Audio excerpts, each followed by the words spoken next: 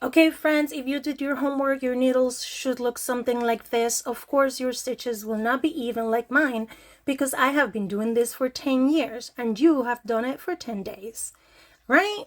So do not judge your work based on me, only judge your work based on yourself. Are you doing better than last week, right?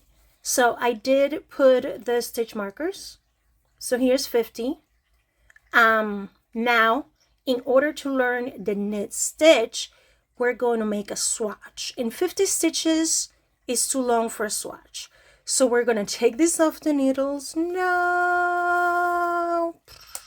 It's the beauty of knitting. You can always start over. It's not like real life, right? And then we're going to cast on 20. So remember to cast on. The first step is out. I sound like Dora, I'm so sorry. To do the slip knot, right? And then we're gonna cast on 20. So I'm not gonna make you sit here with me because you should be an expert at this because you did your homework and you casted 50. So 20 is child's play. Okay, so I'm gonna do it off camera and I'll come back. Okay, friends, we're back with our 20 stitches and we're going to learn the first stitch, which is the knit stitch, the very basic, right? So we're going to spread out our stitches. We want them close to the tip, but not too much. You want to hold back your tail yarn. You don't want to knit with the little tail, right?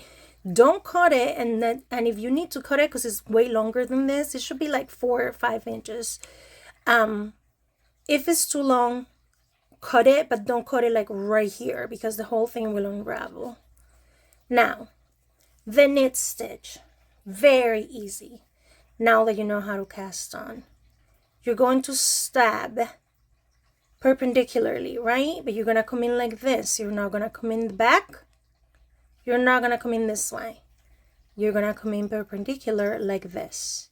And then with your working yarn, the one that's attached to the ball, here's the ball, right? You're holding the tail and you're working with this one attached to the ball. So you're going to do a yarn over and you're going to pull through, right? This is very similar to cast on, but instead of transferring, you're going to bring the last one off the needle.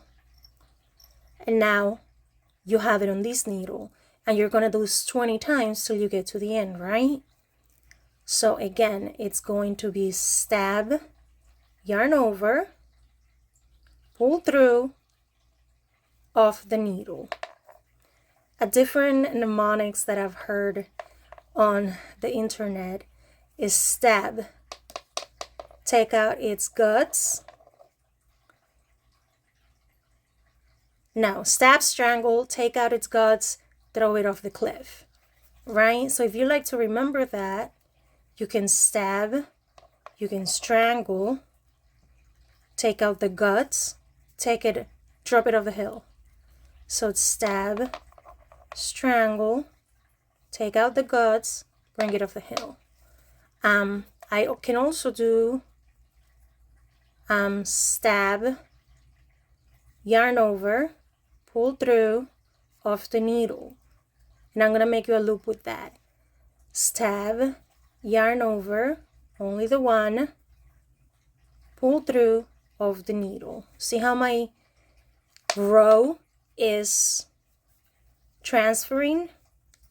And we're going to do this 20 times. Stab, yarn over, pull through, off the needles.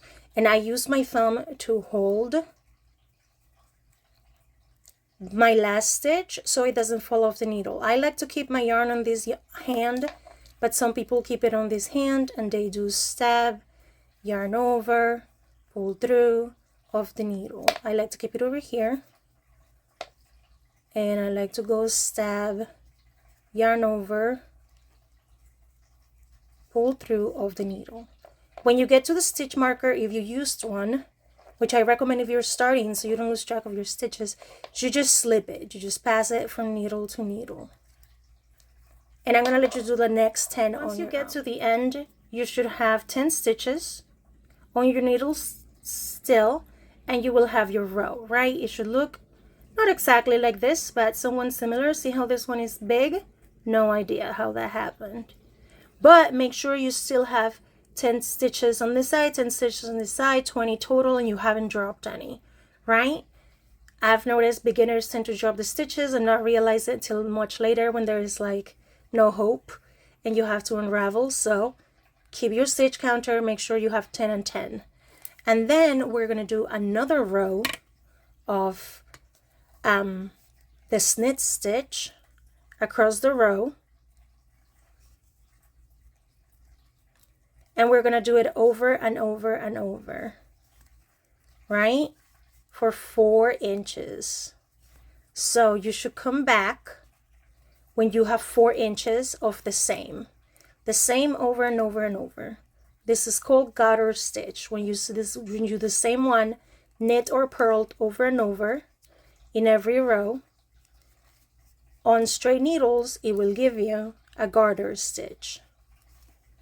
So just keep going until the end of each one of your rows. And you keep doing this for as long as you need. Play your favorite movie. Play reruns of stuff. It's perfect for reruns. So you don't have to pay too much attention. Right? I like to pull on this. There you go. So come back when you got 4 inches of this way, right?